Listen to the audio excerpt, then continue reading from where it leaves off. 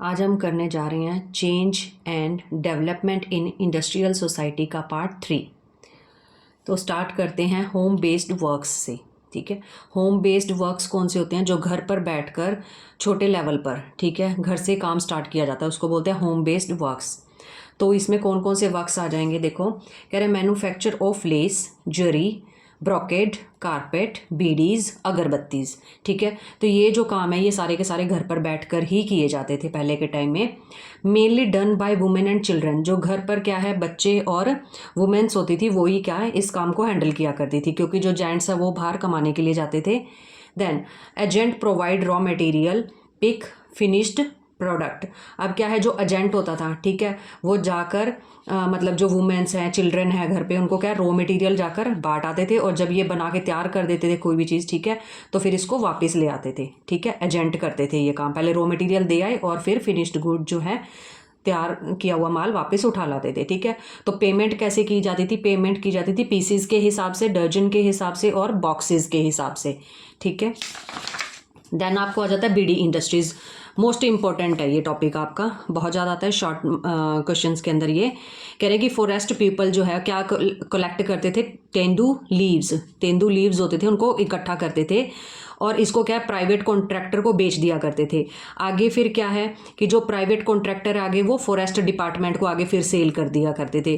फिर आगे क्या है, डिपार्टमेंट के ही आगे बंदे जो है आते थे, जो फॉरेस्ट एरिया के अंदर जो लोग रहते हैं, ठीक है, जैसे वुमेन्स हो गई और बच्चे हो गए, मैंने अभी आपको बताया जो होम बेस्ड इंडस्ट्री है ना, बीडी इंडस्ट्री भी, तो घरों पे जाके क्या है उनको लीव्स दे आते थे। ठीक है, तो फिर वो क्या करते थे, जैसे वुमेन्स और जो बच्चे हैं वो लीव्स को पहले कटिंग करते हैं, ठीक है, देन उसके अंदर जो तंबाकू होता है, ठीक है, टोबैको, उसको क्या है करते थे इसमें फिल कर देते थे पत्ते के अंदर, जैसे पत्ते सुखा के फिर ये फिल कर देते थे, देन टाइंग विद थ्रेड, और फिर उसको धागे से जो है लपेट दिया जाता था। तो इस तरीके से क्या है जो बीडी इंडस्ट्री का जो वर्क है वो होम बेस्ड वर्क था, और इस तरीके से जो बीडी है बना के तैयार की जाती थी। ठीक है, बच्चे और वुमेन्स ही किया करते थे ये काम। देन इसके बाद है स्ट्राइक्स एंड यूनियंस। आप देखो कि लोग बहुत तंग होते थे, मतलब लोगों को परेशान किया जाता था, तो लोग अपने मतलब प्रोटेस्ट करते थे और अपने हक के लिए आवाज़ उठाते थे, तो वो स्ट्राइक्स करते थे और यूनियन बना के मतलब बोलते थे कि हमें प्रॉपर वेजेस वगैरह दिया जाए। तो इस तरीके से क्या है ट्रेड यूनियन बनने लगी। ठीक है, लोग अपने हक के लिए बोलना स्टार्ट किया लोगों ने। रिजॉल्व रीजनलिज्म एंड कास्टिज्म, इससे क्या जब लोग इकट्ठे होते थे तो वो कोई एक रीजन के नहीं होते थे। ठीक है, इससे रीजनिज्म और जो कास्टिज्म है ये सारी की सारी चीज़ें जो हैं ख़त्म होना स्टार्ट हो गई। देन इसमें आ गया आपको दत्ता इस्वालकर क्या कह रहा है, टॉक अबाउट डिफरेंसेस। इसमें इसने बताया है कि जो ये मतलब कि इन जो कास्टिज्म है या रीजनलिज्म है इसको लेकर जो है मतलब लेस होने लगे हैं डिफरेंसेस, और लेस हुए हैं, बट इसका मतलब ये नहीं है कि ये जो डिफरेंसेस हैं ये बिल्कुल ही एंड हो गए हैं। इसमें इन्होंने बताया कि ये क्या है। अब यहाँ पर आपको आ जाएगा वर्कर स्ट्राइक्स। जो मतलब वर्कर हैं वो स्ट्राइक पर बैठ जाया करते थे, ठीक है, प्रोटेस्ट किया करते थे, काम नहीं करते थे, और वो क्या है कुछ टाइम के लिए रिस्ट्रेन वर्क को रोक दिया करते थे ताकि उनको बेटर वेजेस मिल सके और बेटर कंडीशन मिल सके रहने के लिए जहाँ पर भी वो काम करने के लिए जाते थे। ठीक है, देन आपको आ जाएगा लॉकआउट। लॉकआउट क्या होता है, मान लो कि कोई पर्सन है, ठीक है, कोई पर्सन है और इसको कोई भी पर्सनल कोई भी प्रॉब्लम आ जाती है, ठीक है, या कोई इसके ऊपर लीगल कोई प्रॉब्लम इसको आ जाती है, ठीक है, तो ये कुछ टाइम के लिए क्या करता है अपनी कंपनी को लॉक आउट कर देता है, उसको लॉक लगा के उसको बंद कर देता है कुछ टाइम के लिए। बट उससे पहले ये इन्फॉर्म करता है वर्कर्स को कि इतने टाइम के लिए कंपनी या फैक्ट्री क्या है बंद रहेगी। ठीक है, तो उसके लिए मैं आपको पहले से ही क्या कंपनसेशन दे रहा हूँ, पहले से ही तुम्हें मतलब गुजारे लायक तुम्हें पैसे दे रहा हूँ। तो इस तरीके से क्या है कि कुछ टाइम के बाद हम क्या है मतलब कि अपनी कंपनी को वापस खोल लेंगे, बट इतने टाइम के लिए ये बंद रहेगी, उसको बोलते हैं लॉकआउट।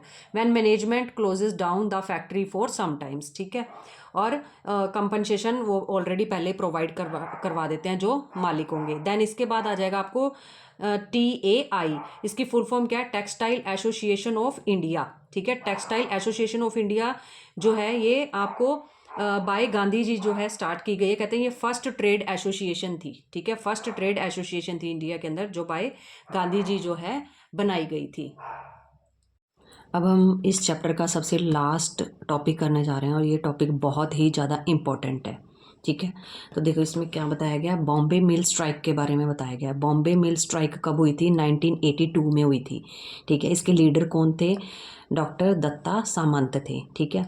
और क्या अफेक्ट पड़ा इसमें, जो 250,000 वर्कर थे उनको अपनी जॉब खोनी पड़ी थी, ठीक है, उनकी जॉब चली गई थी। और ये जो स्ट्राइक है आपकी 2 ईयर्स कंटिन्यू चली है, ठीक है। क्यों चली थी? डिमांड फॉर हायर वेजेस, क्यों इन्होंने कहा कि हमारी तनख्वाह बढ़ा दो, हमारे वेजेस बढ़ा दो, इसलिए स्ट्राइक पे बैठ गए और 2 साल कंटिन्यू स्ट्राइक पर ही बैठे रहे, ठीक है। देन इसके बाद राष्ट्रीय मिल मजदूर संघ इसी के अंदर से ही निकली है, ठीक है। राष्ट्रीय मिल मजदूर संघ इसी में से निकलती है, RMMS, ठीक है। इसमें क्या है? अप्रूव्ड यूनियन, ये एक अप्रूव्ड यूनियन थी, ठीक है। हेल्प टू ब्रेक स्ट्राइक, इन्होंने क्या किया, ये जो स्ट्राइक हुई थी ना इसको ब्रेकआउट करने में क्या है बहुत ज़्यादा अहम रोल प्ले किया था। राष्ट्रीय मिल मजदूर संघ ने क्या है, ये जो स्ट्राइक है इसको तोड़वा दिया था, ठीक है, मना लिया था जो इसके वर्कर थे उनको, ठीक है। और आपस में इनका मतलब कि समझौता करवा दिया था। देन इसके बाद है बॉम्बे इंडस्ट्रियल रिलेशन एक्ट, ये बॉम्बे के अंदर आया है, इसको बीरा भी बोल देते हैं शॉर्ट में, ठीक है। बॉम्बे इंडस्ट्रियल रिलेशन एक्ट, इसमें क्या कहा है इन्होंने, कह रहे हैं union had to be approved, अगर कोई भी यूनियन बनती है तो वो यूनियन क्या है, अप्रूव्ड होनी चाहिए। जैसे अब ये यूनियन है, ठीक है, ये अप्रूव्ड यूनियन थी, तो ये कहते हैं कि अगर कोई भी स्ट्राइक होती है, अगर उसके अंदर कोई भी यूनियन बनती है तो वो अप्रूव्ड होनी चाहिए, ठीक है। देन इसमें क्या है, 1 लाख वर्कर लोस्ट जॉब, जो ये बॉम्बे मिल स्ट्राइक हुई थी इसमें 1 लाख के करीब जो लोगों ने अपनी जो जॉब है वो खो दी थी। और ये स्ट्राइक क्या है, फेलियर रही थी, मतलब फेल हो गई थी, मतलब सक्सेसफुल नहीं हुई। और फिर क्या हुआ कि 2 साल स्ट्राइक करने के बाद भी कुछ लोगों को कहीं और एम्प्लॉयमेंट नहीं मिली, बेरोजगार घूमते रहे, उनको दोबारा से उसी जॉब पर ही जाना पड़ा। तो मतलब उनकी शर्तें भी नहीं मानी गई और दोबारा से उसी जॉब के अंदर वो वापस भी गए। तो ये सारा का सारा चैप्टर जो है आपका change and development in industrial society यहाँ पे ख़त्म होता है, ठीक है।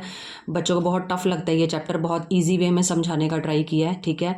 अगर आपको ये चैप्टर अच्छा लगा, समझ में आया तो प्लीज़ लाइक और कमेंट ज़रूर करके जाना। Thank you so much for watching.